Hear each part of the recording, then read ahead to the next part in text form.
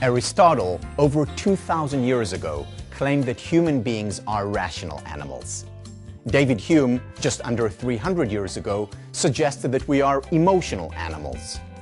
At the intersection between Aristotle and Hume, between the rational and the emotional, lies the human being as a storytelling animal. Through stories, we create a coherent understanding of ourselves and our world. The stories we hear and the stories we tell stir up our emotions and move us to action. And so the kind of stories we tell about ourselves can make all the difference. In his groundbreaking book, Redirect, Timothy Wilson describes research conducted on first-year university students who lacked confidence in themselves and were struggling with their academic work. Half of the students were exposed to the following intervention.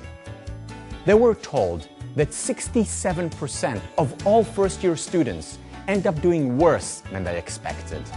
However, they were also told that when you look at the entire student body, you find that 62% of the students end up doing better in years 2, 3, and 4 than they did in year 1. In other words, the story that these statistics tell is that students are initially disappointed with their performance, but then mostly improve over time. After being exposed to these statistics, participants in the study were exposed to the personal stories of 4 students who recounted how they did poorly when they first came to college, but went on to improve in subsequent years. This whole intervention took just 30 minutes, but these 30 minutes had far-reaching consequences. Compared to a control group that did not receive the intervention, the students who received the 30-minute intervention enjoyed higher grades and were much more likely to graduate from college. What made the difference? As a result of the 30 minutes, the story that these students told themselves was different. Initially, when they got their first-year grades, they probably said something to the effect of, "I'm not as smart as I thought I was," or "I must be an admissions error," or "I don't have what it takes to succeed in college." But after they saw what other students were going through and heard their stories, their own story changed too. It's normal that my grades are not as high. I'm simply going through what most students go through. I will get better. And they did. We all have our narratives about the things we do and the people we are, from how we are as students or partners or parents or professionals.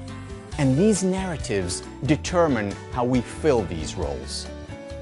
Unfortunately, the stories we tell ourselves often compromise on our self-confidence, our happiness, and our success. Fortunately, we have the capacity to retell our stories, create a new narrative, and consequently create a new and better reality for ourselves. So why not restory your life, and instead of tales of weakness and impossibility, write stories of strength and possibility? Find an area where you'd like to grow and develop. It could be as a child to your parents, as a parent yourself, as a professional, or as a healthier human being. Write it down. Now, what disempowering story do you currently tell yourself in this area? Is it perhaps that you're not capable of getting out of bed in the morning to exercise?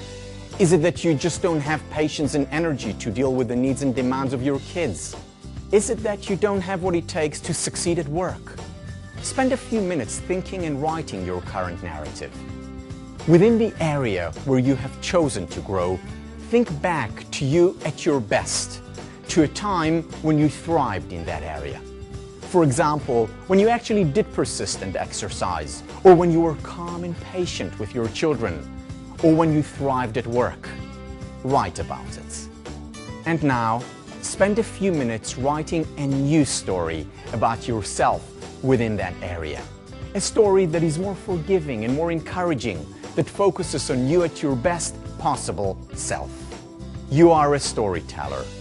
Use this fabulous ability to create a fabulous reality.